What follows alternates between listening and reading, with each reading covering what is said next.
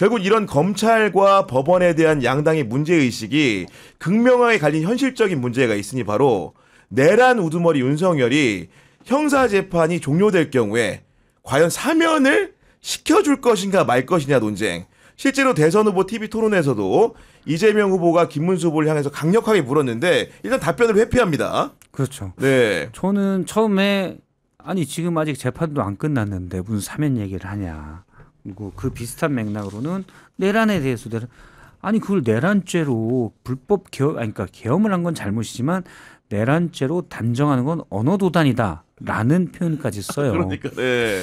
저는 사실은 이 질문이 토론 1차 때부터 나왔어야 된다고 보는데 왜냐하면 경선 때부터 탄핵을 반대하는 후보가 만약에 대선 주자가 된다면 국민의힘에서 이 질문에 할 때 답이 없다. 윤석열이 유죄가 되면은 사면할 거냐. 그러니까요. 그러면 이제 물론 그런 정도로 얘기하겠죠. 유죄가 아직 안 났는데 뭘 이런 식으로 얘기하겠지만 그래도 이 질문에 대한 답을 할 수가 없다. 그렇게 봤는데 국민의힘이 정말 현명하게도 그 질문에 답을 할 수 없는 후보를 선출을 했죠. 네. 아니 그런 상황인 건데 어쨌든 간에 사람들이 우려하는 게 김문수가 되면 김문수는 뭐 계엄에 대해서는 이제 형식적으로 이제 사과를 한 것으로 보이지만 탄핵에 대해서도 절차적인 문제가 있다고 지적을 하고 그러다 보니까 정말로 서로 되게 되면 풀어주는 거 아니야 이런 생각하는 거 아니겠습니까 지금? 아 근데 이거 너무 우스꽝스럽지 않아요? 난 이 모든 질문이 너무 우스꽝스럽습니다. 왜냐하면 일단 첫 번째 김문수 후보가 사과를 했다고 저는 생각하지 않습니다. 그렇죠. 일단은 뭐 네. 캠프에서 압박이 있었는지 어떤 그 연유는 알 수 없지만 제대로 된 사과를 했다고 생각하지 않고 두 번째 부정선거를 은근슬쩍 흘리더라고요. 마치 지구는 돈다. 뭐 약간 이런 느낌으로 혼자서 이야기를 하더라고요. 아 그래서 이 사람은 사실 적극적으로 탄핵을 반대하고 내란을 옹호한 발언이 이미 있는 사람이잖아요. 그리고 사과나 그거를 뒤집는 언행을 제대로 한 적이 없습니다. 그렇죠. 그렇기 때문에 이런 논의가 사실 굉장히 불필요하다는 생각이 들고요. 이미. 그리고 사면할 거라는 이 질문도 상당히 재밌는데 사형 아니면 무기징역 아니었나요? 사면이 아니라 사형 아니었어요? 이게 너무 재밌네요. 이거는 참. 네. 아니 그리고 이제 기본적으로 김문수 후보를 아까 이제 기추한님 말씀하신 것처럼 근본적으로 못 믿는 이유는 선거를 치르는 과정에서 인선하는 과정을 보면 드러나는 건데 윤상현 어떤 사람입니까? 윤석열을 정말로 극진히 모신 사람인데 이분을 공동선대위원장 임명하지 않습니까 이게? 그렇죠. 많은 분들이 의아해했죠. 근데 저는 의아하지 않아요. 아 그래요? 네, 왜냐하면 김문수 후보 입장에서는 윤상현 의원 공동선대위원장은 아주 정상인 사람이에요. 그러니까 우리랑 중력이 다른 별에 살고 계시기 때문에 예를 들어 석동현 변호사 우리가 볼 때 의아하죠. 아니에요. 김문수 후보는 눈을 뻐끔뻐끔 뜨면서 그분이 왜 말씀 잘하시고 좋더만 이렇게 얘기할 수 있는 분위기다. 동지적 관계죠. 예. 네, 그러니까 전략적으로 무엇을 판단하는 분은 아니고 김문수 후보는 기본적으로 쭉 보면 일단 순수해요. 순수하게 좀 나쁜 분이다. 순수하게 나쁜 분이다. 네. 민주주의에 관련돼서는 네. 뭐 다른 건 모르죠. 사실 다른 건 제가 모르는데 민주주의와 관련돼서는 무슨 뭐 잔머리를 쓰거나 그런 분은 아니에요. 그냥 순수하게 그냥 나쁜 분이다. 민주주의에 반대되는 분이다라고 생각을 해요. 그래서 계엄에 대해서 그런 방식은 좀 아니지 않아?라고 얘기했지만 탄핵은 그래도 우리가 뽑은 대통령인데 사실 되게 심플합니다. 모든 결정이나 의사가. 윤상현 윤석열을 지키려고 했던 사람인데 그럼 존부이잖아. 그러니까요. 정광훈 와 이분 최고지 이거잖아요. 그러니까 뭐 우리는 윤상현 의원을 공동선대위원장일 때 와 이게 제정신이야라고 생각하지만 그쪽 세계에서는 네. 그게 당연한 거예요. 네.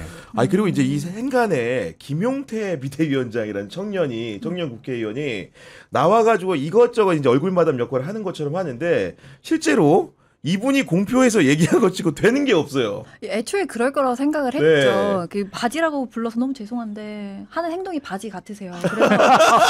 그래서 일단 뭐 안 먹힐 건 알고 있었고요. 그 후보가 그 비대위원장을 대하는 모습에서도 되게 무슨 사람 부리듯이 이렇게 하는 모습 그런 것도 상당히 그랬고 아까 방금 말씀 주신 것처럼 다른 별에 있는 사람들이라고 말씀 주셨잖아요.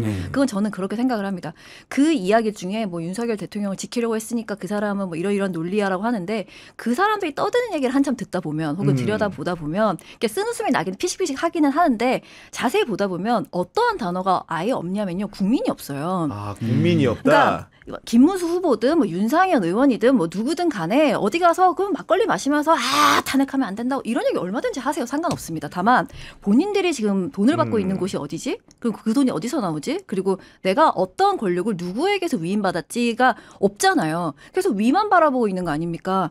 그러니까 그런 사람들이 그렇게 앉아가지고 권력을 쥐고 있는 사람들이 국민이 하지 말라 혹은 뭐 이야기를 해도 전혀 듣지를 않으니 그러니까 어제 사전투표하는 그날만을 기다려서 사람들이 투표하러 가고 뭐 그러는 거 아닌가 이런 생각이 듭니다. 그래서 그런 부분에서 이어서 얘기하면은 결국 이번 선거라는 게 내란 심판 선거가 돼야 되는데 지금 언론도 그렇게 보도한 측면이 없지 않은데 단일화 이야기로 많이 점철이 됐죠. 네. 없지 않은 정도가 아니고요. 내란이 없었던 나라 같습니다. 마치 5년을 다 윤석열 씨가 끝나고 나서 그냥 퇴임한 대통령인 것 같고요. 왜냐하면 밖에서 영화 보고 뭐 즐거운 시간 다 본 나는 시간이 없어서 영화도 못 보는데 우리 윤석열 씨는 막 영화도 보고 막 그러고 다닙니다.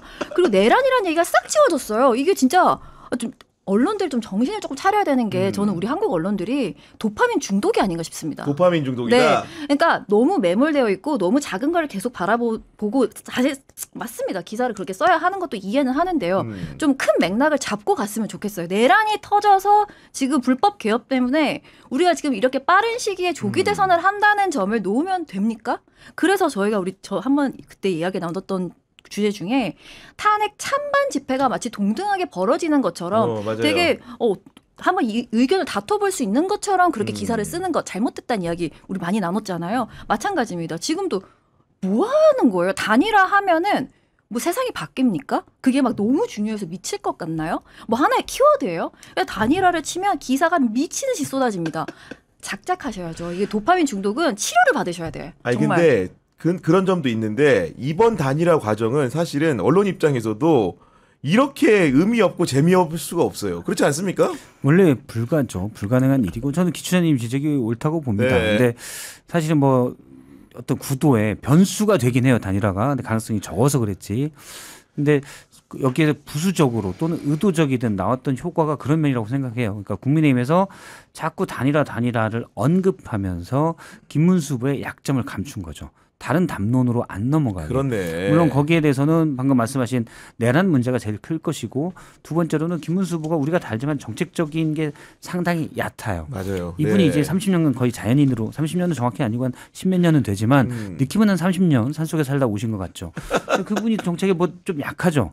근데 단일화 얘기만 되니까 다른 걸 안 물어봐요. 아 기자들이 네, 다른 담론이 죽는 거죠. 그리고 또 하나는 어쨌든 친윤들이 볼 때는 이번 대선은 진 거고 대선 뒤에 주도권을 어떻게 갈 거냐. 만약에 본인들이 폭삭 망해버리면은 보수의 주도권 자체를 내부의 한동훈도 견제해야 되지만 보수의 주도권도 잃을 수가 있잖아요. 그러면 그 잃게 만드는 사람의 한 축은 이준석일 수도 있는데 단일화 담론 자체가 쟤네는 우리 이중대야 라는 또 프레임을 형성해 주거든요. 그래서 그런 식의 프레임으로 됐다. 네. 그러니까 김문수 후보의 약점을 감추기에도 효과적인 게 있었다라고 봅니다. 정말로 그러니까 의도적인 것 같습니다. 네. 그리고 이런 상황 속에서 결국은 이제 그 국민의힘 자체가 한덕수와의 단일화, 이준석과의 단일화를 얘기하다 보니까 사람들이 그럼 김문수의 정책을 너무 보고 싶은데 그 장이 바로 TV 토론이었고 1일 3차에 걸쳐 열렸는데 막상 뚜껑을 열어보니까 정책이 뭔진 모르겠고 네거티브 공방전만 하나 끝난 것 같습니다, 기자님. 그것도 전 동의하는데 한 가지만 더 아쉬웠던 거 얘기를 하면요. 저는 그 질문이 없는 게 너무 아쉬웠습니다. 뭐 단일화도 사실 맞습니다. 변수 될 수 있는 거 맞고 기사를 써야 되는 것도 사실 맞죠. 근데 그 수량이라거나 뭐 이런 거에 대한 지적이었고 저는 언론에서 반드시 물었어야 되는 게 뭐냐면 너네 대통령 후보 낼 자격이 있니? 를 물었어야 된다고 생각합니다. 자격에 대해서? 네, 맞습니다. 내겠죠. 내겠으나 그러나 언론은 질문을 했었어야죠. 너네 책임으로 지금 지는 대선이고 심지어 너네는 탄핵된 대통령을 2번이나 만든 당이야. 그렇죠. 그 공당인데 너네 이번에 자격이 있니? 너네 왜 사과 안 하니? 이런 거 물었어야 되는 거 아닌가요? 내란과 탄핵에 대해서 너네 어떻게 생각하니? 입장은 어떻게 돼? 이 민주주의 사회의 공화정을 이루어가는데 너네가 그 당 한 축을 이루는 당으로서 공당으로서의 너의 역할을 제대로 수행할 수 있겠니? 자격이 된다고 생각해? 라는 질문을 왜 하지 않는가는 너무너무 궁금했습니다. 자격 문제에 대해서 말씀해 주셨고 아까 했던 얘기를 받아서 말씀을 드리면은 TV 토론 3차에 걸쳐서 했는데 정말로 그 정책을 후보들이 어떤 생각을 갖고 있는지를 알기는 어려웠던 것 같아요. 그렇지 않습니까? 역대 최악의 TV 토론이었다. 문제다라고 봅니다. 그러니까 방식도 저는 형식이 약간 내용도 네. 규정한다고 보는데 방식도 좀 문제가 있었고 가장 큰 건 사실 후보들이죠. 후보들이고 두 번째로는 방식도 좀 문제가 있었고 그렇습니다. 예를 들어서 뭐 말씀하신 대로 그나마 뭐 한미 동맹이나 핵 문제 아주 약하게 정책적인 얘기가 됐는데 맨 마지막에 네, 맨 마지막에 김문수 후보 같은 경우는 제가 볼 때는 한 6개 정도를 매크로로 했다가 1번, 2번, 3번, 자 4번 출격, 3번 출격, 자 탄핵 어떻게 됩니까? 욕설 어떻게 생각하세요? 뭐 이렇게 그냥 나온다면 사법 리스트 네. 나오고 그다음에 한미 동맹 관련해서도 핵 우리가 공유를 해야 됩니다. 근데 미국의 동의하에 잘 내용도 미국은 아니라고 하는데 잘 이해가 되진 않아요. 핵 네. 협의를 지금 돼 있는 거죠 현재로서는. 그래서 그런 정책적인 부분도 상당히 좀 낮은데 그런 거에 대한 게 물론 저는 대통령이 아주 세세하게 알 필요는 없다고 생각해요. 근데 어떤 방향 그리고 그 방향의 중요한 디테일들 정도만 딱 알면 된다고 생각하는데 그러니까요. 네. 김문수 후보는 거기에 좀 많이 못 미쳤는데 오히려 그거를 결과적으로는 감춰준 게 계속 이재명 후보에게 고장난 라디오처럼 몇 개를 그냥 반복적으로 얘기한 거 네. 그것밖에 없었다라고 봅니다. 아니 그리고 저는 개인적으로 3번에 걸친 토론회에서 머리에 남는 거는 정말 이상하게도 호텔 경제학밖에 없습니다. 아 정말요? 아니 왜냐면 무슨 얘기냐면은 지금 정말 얼토당토 않은 지적이라고 생각을 하면서도 이준석 후보 얘기는 뒤에 하려고 빼고 지금 그게 나온다. 하면서도 호텔 경제학이란 얘기만 사실 남은 게 아닌가 공허한 그런 생각이 좀 들었거든요. 아 저는 그 호텔 경제학이라는 말을 뱉는 그 이준석 후보를 보면서 아 이게 사람이 매몰되면 저렇게 된다 생각했습니다. 그 들었을 때 바로 알아듣는 사람이 얼마나 있었을까요? 저는 자기 지지그룹이나 맞습니다. 그거는 저는 이제 워낙에 그런 커뮤니티를 다 모니터링 하니까 아 그 얘기를 하고 싶은 모양이다라고 생각하지만 토론은 사실 진짜 나 토론 보고 내가 후보 결정한다라는 사람이 얼마나 되겠어요. 사실 마음속으로 결정을 했거나 아니면 그때까지 결정 안 하는 분들은 보통 토론 보지도 않겠죠. 관심이 없는 분들일 확률이 높으니까. 근데 그 얘기를 던지는 거 보면서 뭔가 공격하려는 그 마음은 알겠으나 어떤 특정 지지층한테 매몰되거나 혹은 그게 커뮤니티일 수도 있고 뭐 당 지지할 수도 있고 여러 있겠지만 아 그렇게 되면 저렇게 좀 의미 없는 공격에 들어갈 수 있구나라는 생각이 좀 들었습니다. 그러니까 어떤 생각이었냐면은 자기가 만든 이론을 지지자들한테 먼저 학습을 시키고 그다음에 토론회 가서 복습을 해주는데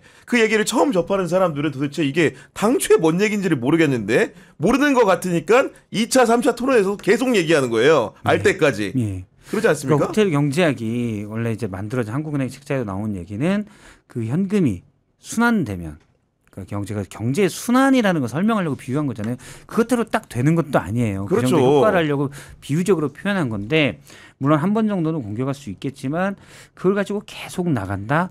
저는 사실은 좀 그렇게 썩 좋은 전략은 아니었다라고 봅니다. 그러니까 이준석 후보의 문제점 중에 하나가 꼬투리 잡기예요. 제가 얼마 전에 어떤 방송에서 얘기했는데 저도 이제 과거에 기자할 때 후배들에게 그런 얘기를 합니다.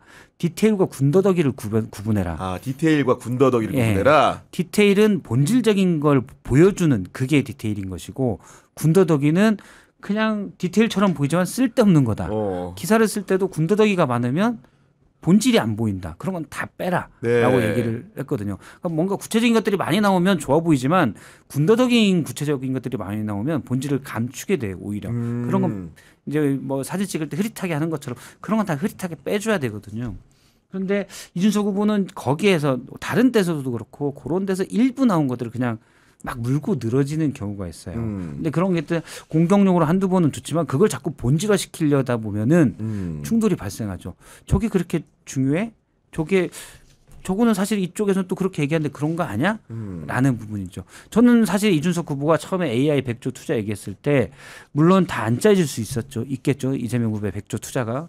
그런데 그러면 국가 부채를 그럼 어느 정도까지 생각하십니까? 감세도 하고 예를 들어 이것저것 투자도 많이 하는데 그러니까. 얼마 전에 공약집에서는 약 210조 원 정도가 추계가 된다라고 얘기를 했었는데 그러면 다른 그 정도로 됩니까? 차라리 그렇게 들어갔으면 정책 토론이 돼요. 물론 저는 국가 부채 비율을 무작정 놔둬야 된다. 부채를 지면 안 된다. 그건 아니라고 봐요. 네. 필요에 따라서 시기에 따라서 지금 경제가 특히 우리나라가 안 좋으니까 올릴 수 있다고 봅니다. 그런데 미리 어느 정도라는 건 국민들에게 얘기할 필요도 있는 거죠. 경제 좀 보고 그렇죠. 과감하게 뭐 늘려야 되는지 어느 정도 그럼 과감하게 늘려야 된다면 그것도 사실 후손들에게 빚이 될 수 있기 때문에 그것도 유권자들의 동의를 받을 수도 있는 거예요. 근데 만약에 이준석 후보가 그렇게 차라리 들어갔으면 좀 더 건강한 토론이 됐을 텐데 그냥 이쪽에서 볼 땐 이럴 수도 있고 저쪽에서 볼 땐 저럴 수도 있는 호텔 경제학을 그냥 물고 늘어졌다라는 느낌이 좀 듭니다. 저는 제가 기자니까 사실 언론들을 이제 보는데 사실 이준석 후보 같은 경우에는 자신이 가지고 있는 여러 가지 지지 역량 이런 거에 비해서 언론의 노출 빈도가 높고 중요하게 다뤄지는 경우가 많은 건 사실인 것 같고 특히 이번 토론 과정에서도 이준석이 잘못한 부분을 제하고 호텔 경제학 같은 이런 논쟁을 만들어가지고 했는데 언론이 또 고지고대로 많이 써준 것 같아요. 제가 보기에도. 저는 이게 진짜 의문인데 제 두 분한테 여쭤보고 싶을 정도입니다. 이준석이라는 후보가 지금 와서야 본인이 거의 땅 파고 들어가는 수준이라서 좀 비판의 기사가 나오지 그 전에는 왜 그렇게 진짜 모든 진영의 언론들이 그렇게 따스한가. 거의 어미세요. 준석이를 기르는 마을 같아요. 왜 그렇게까지 따스한 거예요 도대체? 이해가 안 됩니다. 나이가 좀 비교적 젊어서 그런가요? 그런 건 있을 수가 있겠죠. 왜냐하면 국민의힘의 당대표를 했었고 국민의힘 후보인데 기존에 그러니까 박근혜 전 대통령 때 이후로 국민의힘이 거의 절멸되는 그렇죠. 그리고 네. 완전히 그 당시에 어떤 일이 있었냐면 5.18 민주화운동을 폄훼하는 공청회 같은 것도 열리고 그랬어요. 그러니까 그런 거에 대해서 되게 개혁적으로 얘기를 했기 때문에 개혁 보수로서의 포지션이 있었습니다. 그러니까 그 부분을 평가를 저는 평가 받을 만하고 평가도 했다고 생각해요. 그리고 윤석열 전 대통령이라는 사실은 아주 독재적인 국정 운영이었잖아요. 저는 이제 우당탕탕이라고 표현을 하는데 우당탕탕인데다가 경로에 독재적인 국정을 했는데 내부에서 거기에 대해서 반발을 했기 때문에 그 부분에 대해서는 또 인정을 해준 거죠. 그런 정도. 근데 예를 들어 말씀하신 지적도 맞는데 이런 부분에 대해서는 언론도 계속 얘기를 했습니다. 예를 들어 전장현 문제에 대해서 약간 갈라치기 방식의 문제 해결. 저는 이준석 후보한테도 뭐 얘기를 하지만 개인적으로도 얘기를 했는데 뭐 문제점을 보고 그거를 어떻게 해결하겠다. 그리고 약간 정책적 마인드도 이준석 후보가 꽤 있어요. 그런데 문제 해결 방식이 이준석 후보는 항상 그 문제를 확 키워요. 어떤 키우는 건 사실 갈등, 폭발 이런 걸로 만들어야 관심이 그 문제에 커지거든요. 자, 그래서 관심을 불러일으킨 다음에 그래서 이 문제를 해결하자고 가요. 대표적인 게 이제 노인들의 어르신들에 대한 그 지하철 요금 문제 이런 것도 굳이 그렇게까지 해서 진지하게 고민할 수 있는 문제긴 한데 이준석 후보의 표현대로처럼 그렇게 할 필요는 없거든요. 논의를 접근하는 게 저는 그 접근 방식이 좀 잘못됐다. 근데 거기에 대해서는 언론들도 지적을 좀 했습니다. 그래서 갈라치기라는 얘기도 하고 있고. 이번에도 그래서였을까요? 박성 선배 얘기대로 뭔가 갈등을 조장하고 분출시키는 방식으로 문제를 해결하고 자기 주목을 받기 위해서 실제로 하지 말아야 될 정말로 혐오적인 발언을 토론에서 내뱉은 거 아니겠습니까? 네, 맞습니다. 네. 저는 토론을 이제 보다가 그 순간 약간 이렇게 순간 얼었어요. 이렇게 설마? 저 진짜 예. 뭐라고? 이런 느낌으로 시작했는데 한참 있다 보니까 저는 그거 자체도 충격인데 그 이후에 그 태도가 너무 충격적이었습니다. 내가 뭘 잘못했지라고 먼저 했고요. 나는 그 있는 말에 대해서 이야기한 것뿐 뭐 이렇게 먼저 1차 대처를 했잖아요. 근데 그 이후에는 저는 정말 황당했던 건 뭐였냐면 그 바로 뒤로 가서 이제 기자들과 이야기를 나누는데 그때 기자분들이 진짜 집요하게 묻더라고요. 굉장히 좀 좋았는데 네. 뭐였냐면 그러면 그 질문을 왜 하신 거냐 그랬더니 뭐 관점을 알고 싶어서 던진 거다. 내가 그 검증도 못하냐. 그러면 그게 여기 후보분들과 관련 있는 얘기냐? 가족 얘기라는 얘기냐? 그러니까 그건 아니다. 내가 누굴 특정한 건 아니다. 그냥 인터넷에 있는 거에 대한 그런 사례를 그랬어. 맞습니다. 네. 사례를 가져와서 그냥 관점에 대해서 물은 거다라고 분명히 질문했어요. 그리고 너 그럼 그게 확인이 된 거니? 너 그 어디서 봤니? 이렇게 기자가 계속 물어요. 그랬더니 어디서 봤더라? TV조선에서 봤나? 근데 기자님은 어디서 보셨어요? 이렇게 하더라고요.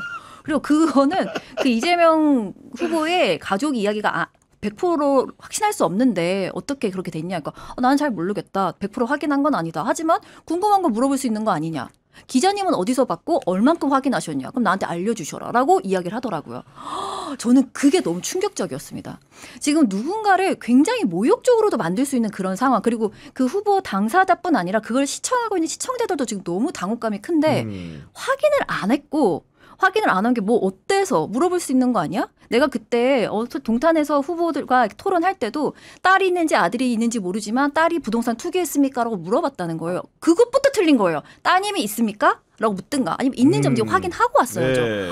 이 모든 것들이 총체적으로 좀 너무 이 정말 준비가 안 된 후보구나 라는 생각이 굉장히 많이 들었습니다.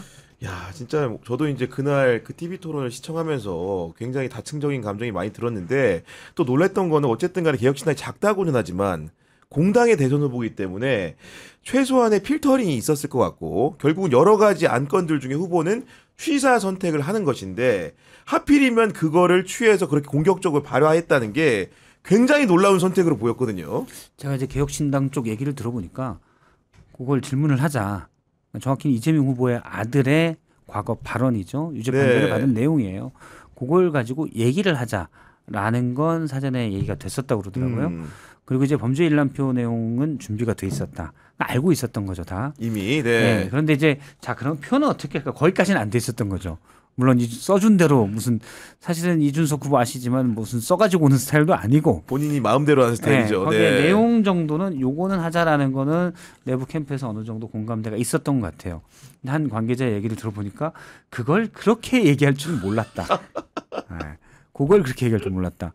근데 그거는 저는 기본적으로 이준석 후보가 공감이나 배려에 대한 게 부족하기 네. 때문이라고 생각을 해요.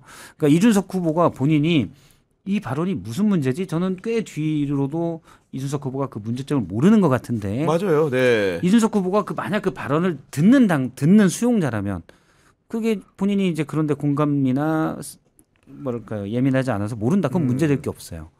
그런데 대통령이 되겠다는 사람이 그럼요. 그 발언을 하면 혹시 내 발언으로 불쾌하거나 또 상당한 피해, 혐오를 느낄 수 있는 사람이 없을까? 이건 고민해야 되는 부분이거든요. 그럼 부족하다라고 볼 수밖에 없는 거예요. 수용자로서는 나는 이상하지 않은데 그건 뭐 그분이 그럴 수 있는 거죠. 근데 그분이 어디 가서 1,000만 명을 대상으로 얘기하면서 그렇게 얘기하면 안 되는 거죠. 그 차이가 있고 개혁신당 내부에서는 들어보면 계속 이제 그런 얘기들을 많이 하죠. 왜 문제점을 지적한 내가 인용한 발언을 가지고 뭐라고 하냐. 원래 원 발화자는 이재명 후보의 아들인데 그를 뭐라고 해야 되는 거 아니냐. 이재명 후보의 아들이 대통령 후보로 나온다면 엄청나게 뭐라고 합니다. 당연하죠. 네. 네. 동장만 나간다고 해도 뭐라고 해요. 동장도 안 나가잖아요. 뭐 지금 뭐 하시는지 모르겠지만 30대 중반의 아저씨예요. 그리고 이미 유죄 판결을 받았어요. 네. 30대 중반에 말이 험하고 말은 잘 모르겠지만 일단 인터넷 커뮤니티에서 댓글이 험해서 벌을 받은 아저씨예요. 좋은 아저씨라고 볼 수는 없죠, 물론. 근데 그분이 지금 공적인 건 아니잖아요. 만약에 이재명 후보가 대통령이 되고 아들이 대통령의 이제 아들이 되는 거죠. 근데 거기서 권력을 이용하겠다? 언론이 따갑게 그러면 검증할 겁니다. 근데 지금은 동네 아저씨예요. 그러니까 그냥 그 정도 보는 거예요. 근데 그렇죠. 이준석 후보는 대통령이 되겠다는 자이잖아요. 다른 얘기죠. 본인은 그 사람의 말을 전했다고 해도 그대로 전해선 안 되는 일을 한 거예요. 그걸 네. 저는 개혁신당에서 잘 이해를 못하는 것 같아서 그 부분을 좀 지적을 하고 그러니까 싶습니다.